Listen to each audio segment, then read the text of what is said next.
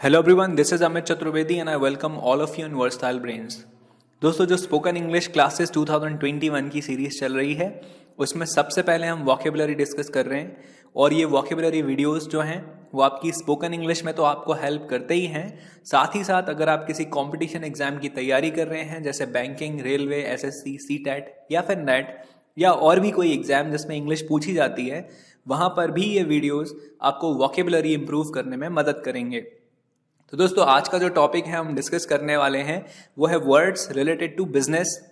और इस वीडियो में मैंने सारे वर्ड्स जो बिजनेस फील्ड में यूज किए जाते हैं वो इकट्ठे किए हैं और इन वर्ड्स को हम ये चार मेन चीजें लेकर सीखेंगे। और वो चार मेन चीजें हैं कि हम अपना वर्ड पावर इंप्रूव करेंगे, उन वर्ड्स की स्पेलिंग सीखेंगे, उन वर्ड्स का करेक्ट प्रोनाउंसिएशन क्या होता है वो सीखेंगे और उसका हिंदी मीनिंग क्या है ये सीखेंगे।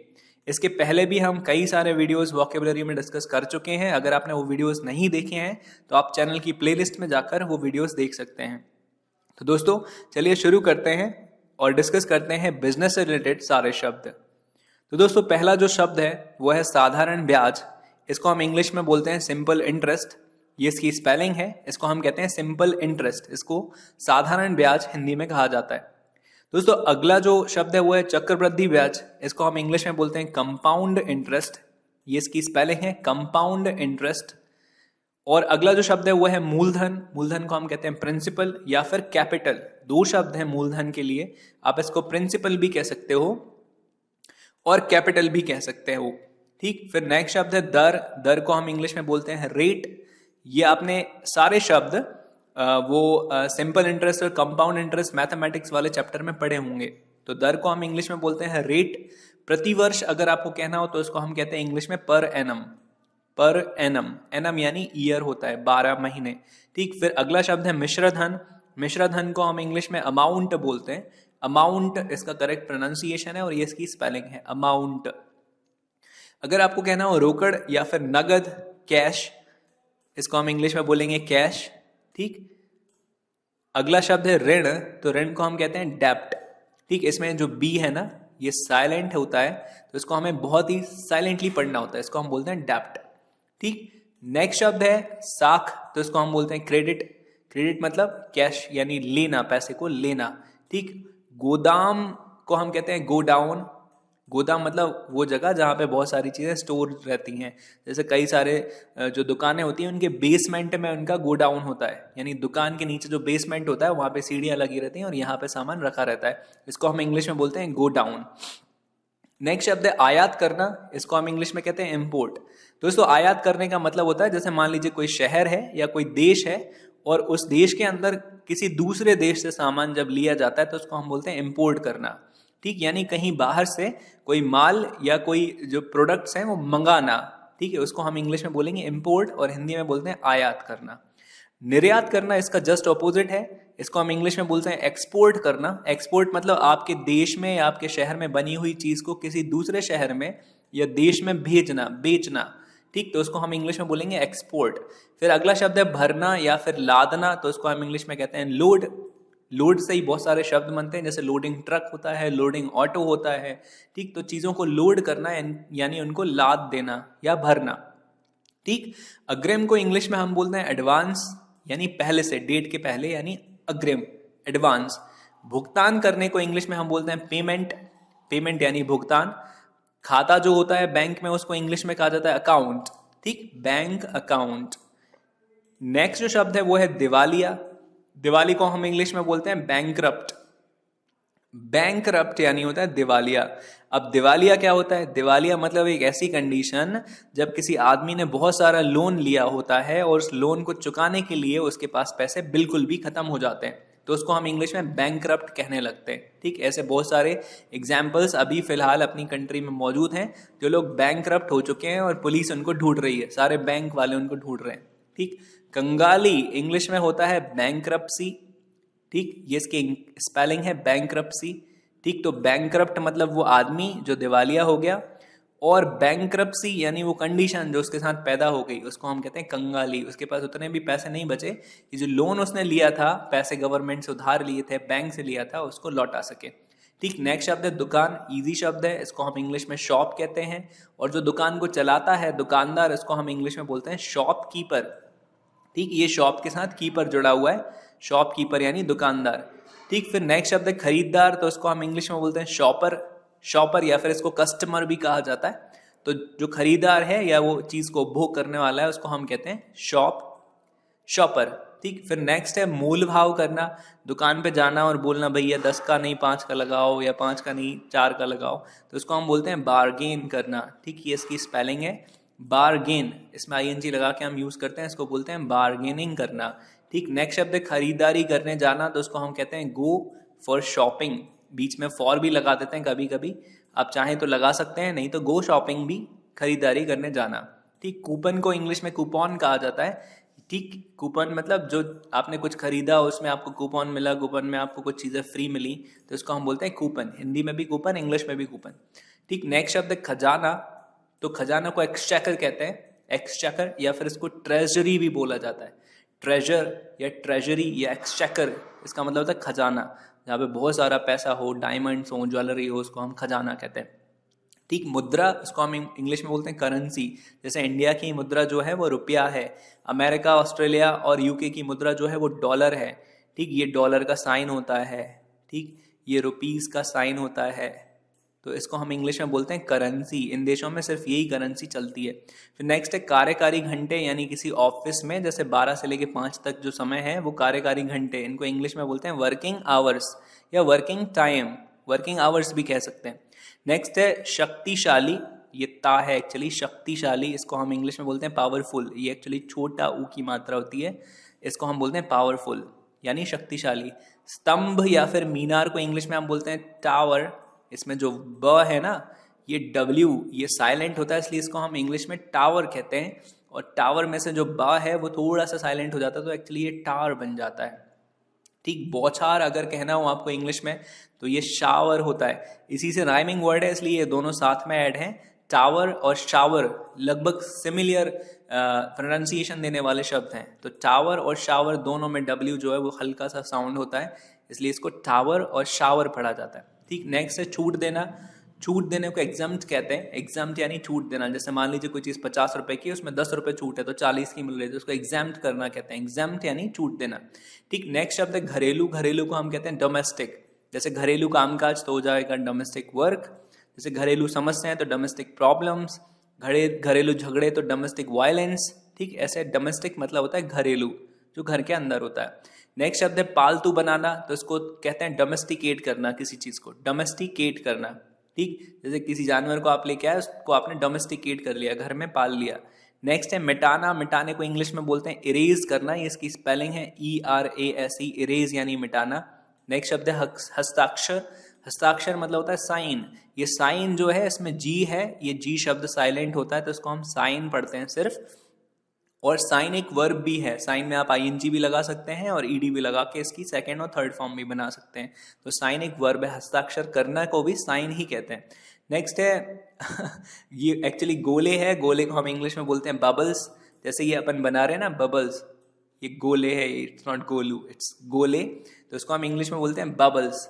नेक्स्ट है स्पष्ट अक्षर, तो इसको हम कहते हैं बोल्ड लेटर्स, बोल्ड लेटर्स, ये जो सारे आप देख रहे हैं ना ये बोल्ड लेटर्स ही हैं। ठीक, तो इनको स्पष्ट अक्षर बोलेंगे, स्पष्ट अक्षर यानी बोल्ड लेटर्स। नेक्स्ट है आयु, आयु को हम इंग्लिश में बोलते हैं एज। पुरुष को हम इंग्लिश में कहते हैं मेल, और महिला को हम इंग्लिश में कहते हैं फीमेल, यहाँ पे भी फीमेल टाइप हो गया, एक्चुअली ये है महिला, तो महिला को हम फीमेल कहेंगे, यानी मेल में एक फी लगा दो तो हो जाएगा फीमेल, महिला। नेक्स्ट शब्द है कतार, कतार को हम इंग्लिश में बोलते हैं QUE। इस शब्द के बारे में कुछ और इंटरेस्टिंग चीज मैं आपको बताता हूं कि ये इकलौता ऐसा शब्द है इंग्लिश में कि अगर इसके सारे लेटर्स हटा भी दिए जाए तब भी इसका प्रोनाउंसिएशन सेम रहता है। जैसे ये जो पूरी स्पेलिंग लिखी है QUE, इसको हम क्यू पढ़ेंगे, मान लीजिए आप यहाँ से E हटा दो तब भी आप इसको क्यू ही पढ़ोगे, मान लो आप इधर से U हटा दो तब भी इसको क्यू ही पढ़ेंगे, मान लीजिए यहाँ से E हटाते हैं तब भी इसको हम क्यू ही पढ़ेंगे, और मान लो आप U हटा दो तब भी इसको हम क्यू ही पढ़ेंगे। हटाना नहीं है, इंटरेस्टिंग फैक्ट है वो, इसलिए मैंने आपको बताया। वैसे क्यू का मतलब होता है कतार, जब हम स्टेशन फोन लगाते हैं तो फोन पे कंप्यूटर बोलता है कि कृपया प्रतीक्षा करें, आप क्यू में हैं यानी आप कतार में हैं। ठीक, फिर नेक्स्ट है पंक्ति। पंक्ति को हम इंग्लिश में कहते हैं रो यानी पंक्ति। फिर है रेखा, रेखा को इंग्लिश में कहा जाता है लाइन। नेक्स्ट है कतार में इंतजार करना, तो उसको हम कहते हैं क्यू। ठीक, सेम स्पेलिंग है, क्यू मतलब कतार में इंतजार करना। और अगर उस कतार को तोड़कर आगे चले जाना तो हम कहते हैं जंप द क्यू। आपने क्यू को जंप कर दिया, यानी आप क्यू में जिस जगह पे खड़े थे वहां से आप 4-5 आदमियों को छोड़ के आगे चले गए। फिर नेक्स्ट है किश्त, तो किश्त को हम कहते हैं इंस्टॉलमेंट। इंस्टॉलमेंट मतलब होता है जैसे आपने 5,000 रुपए का लोन लिया और आपने कहा कि हम महीने में 500 रुपए देंगे वापस करने के लिए 5,000 रुपए, तो वो जो 500 रुपए है आपकी वो इंस्टॉलमेंट बन गई, यानी आप 500 करके वो 5,000 रुपए वापस करोगे, तो उसको हम कहेंगे किश्त, और किश्त को इंग्लिश में बोलते हैं इंस्टॉलमेंट। नेक्स्ट है पहले वाला, तो उसको हम कहते हैं प्रीवियस। प्रीवियस यानी पहले वाला, और अगले वाला तो उसको हम बोलते हैं नेक्स्ट, इसका उल्टा। प्रतिबंध को इंग्लिश में कहा जाता है बैन, यानी किसी चीज पर बैन लगाना यानी प्रतिबंध कर देना। नेक्स्ट शब्द है शपथ पत्र। इस शपथ पत्र को हम कहते हैं एफिडेविट, यानी आपको कुछ कोर्ट में आप जाएंगे तो आपको कई सारे एफिडेविट्स देने पड़ते हैं। आप शपथ लेते हैं कि हम ऐसा करेंगे, ऐसा करेंगे, ये करेंगे, नीचे साइन करके आपको जमा करना होता है। नेक्स्ट है संपदा, तो इसको हम कहते हैं वेल्थ या फिर ट्रेजर। ठीक, ये वेल्थ की स्पेलिंग लिखी नहीं हुई है, WEALTH होती है, वेल्थ या फिर ट्रेजर, इन दोनों का मतलब होता है संपदा। और संपत्ति का मतलब होता है प्रॉपर्टी, जो किसी इंडिविजुअल की होती है। जैसे आपके पास एक घर है, एक खेत है, एक गाड़ी है, ये आपकी क्या है, प्रॉपर्टी है, आपकी संपत्ति है। और पैतृक संपत्ति जो अपन को अपने पेरेंट्स से मिलती है, अपने पूर्वजों से मिलती है, तो इसको इंग्लिश में हम कहते हैं पैटर्नल प्रॉपर्टी। पैटर्नल प्रॉपर्टी यानी जो आपको मिली है, आपने अर्न नहीं करी है। ठीक, फिर नेक्स्ट है चल संपत्ति, इसको हम कहते हैं मूवेबल प्रॉपर्टी। मूवेबल प्रॉपर्टी यानी जो बदलती रहती है, चेंज हो सकती है। जैसे आपकी कार जो है वो एक चल संपत्ति, आप उसको बदल सकते हो, पुरानी बेच के नई खरीद सकते हो, मूवेबल प्रॉपर्टी है। फिर नेक्स्ट है व्यापारिक प्रतिबंध, तो उसको हम कहते हैं ट्रेड एम्बार्गो। ट्रेड एम्बार्गो मतलब व्यापारिक प्रतिबंध। कई सारे देश कुछ खींचतान होने के कारण, कुछ तनाव होने के कारण एक दूसरे पे व्यापारिक प्रतिबंध लगा देते हैं, तो उसको हम ट्रेड एम्बार्गो कहते हैं, कि उस देश ने उस दूसरे देश के ऊपर ट्रेड एम्बार्गो लगा दिया। ठीक, नेक्स्ट शब्द है रोजगार, तो इसको हम इंग्लिश में कहते हैं एम्प्लॉयमेंट। एम्प्लॉयमेंट का मतलब होता है रोजगार, यानी किसी एजुकेटेड आदमी को जॉब देना। और बेरोजगारी यानी एजुकेटेड होने के बाद भी अगर आपको जॉब ना मिले तो आप अनएम्प्लॉय हैं, और इसको हम अनएम्प्लॉयमेंट कहते हैं। अनएम्प्लॉयमेंट मतलब वो स्थिति जब एक कोई पढ़ा लिखा आदमी, उसको जॉब या कोई काम नहीं मिलता तो वो अनएम्प्लॉयड हो जाता है। ठीक, फिर नेक्स्ट शब्द है नियुक्ति, यानी किसी को किसी पद पे रख लेना ऑफिशियली, तो उसको हम कहते हैं अपॉइंटमेंट। ठीक, उसको आपने अपॉइंट कर दिया।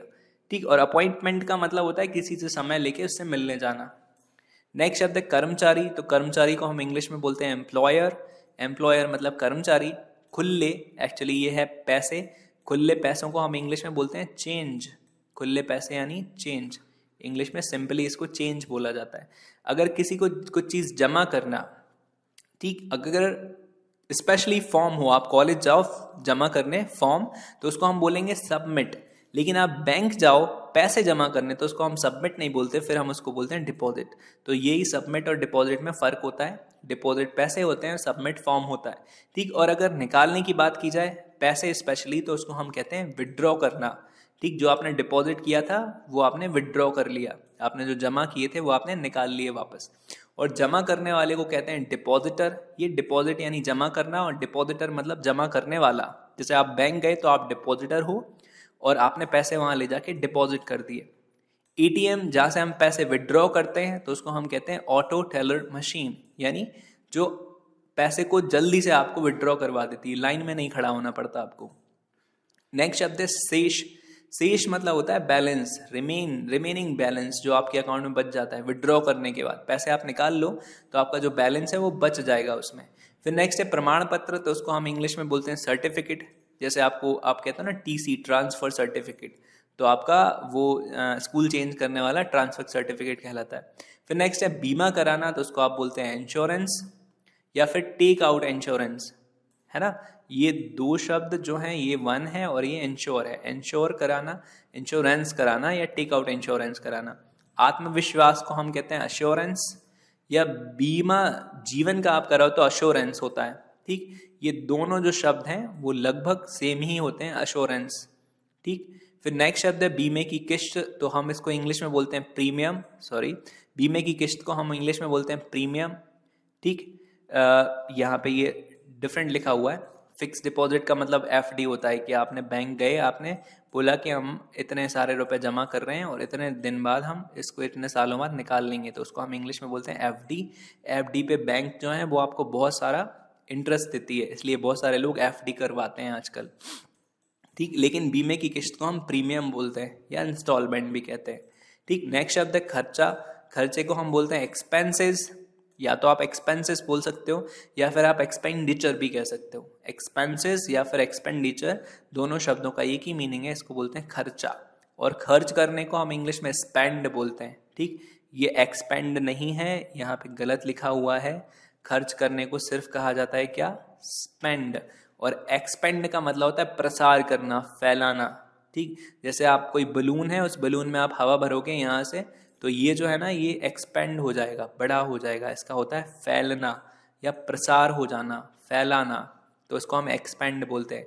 ये ऊपर वाली स्पेलिंग और नीचे वाली स्पेलिंग में बहुत फर्क है, लेकिन इनका प्रोनाउंसिएशन सेम होता है। ये स्पेंड है और ये एक्सपेंड है, लगभग सेम है, इसलिए कंफ्यूज मत होइए। खर्च करना यानी स्पेंड और फैलाना या फैलना, इसको हम बोलते हैं एक्सपेंड।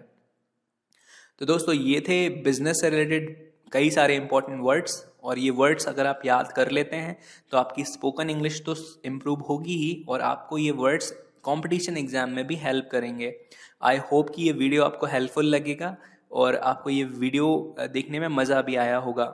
और कई सारे वोकेबलरी वीडियोस हमने ऑलरेडी डिस्कस कर लिए हैं। अगर आपने वो वीडियोस नहीं देखे तो आप इस चैनल की प्लेलिस्ट में जाकर वो वीडियोस देख सकते हैं। अगर आप इस चैनल पर नए हैं तो प्लीज़ इस चैनल को सब्सक्राइब कर लीजिए। इस तरह के कई इंटरेस्टिंग और नॉलेजेबल वीडियोस हम यहाँ डिस्कस करते रहते हैं। अगर आपको ये वीडियो अच्छा लगा तो आप मुझे नीचे कमेंट सेक्शन में लिख के ज़रूर बताइएगा। ये मेरे फेसबुक प्रोफाइल का जो यूज़र नेम है वो है। अगर आपको कोई डाउट है, कन्फ्यूजन है, कुछ पूछना है, बताना है, तो आप मुझे यहाँ जाकर सर्च करिए और आप मुझे डायरेक्ट मैसेज भेजकर भी चीज़ें पूछ या बता सकते हैं।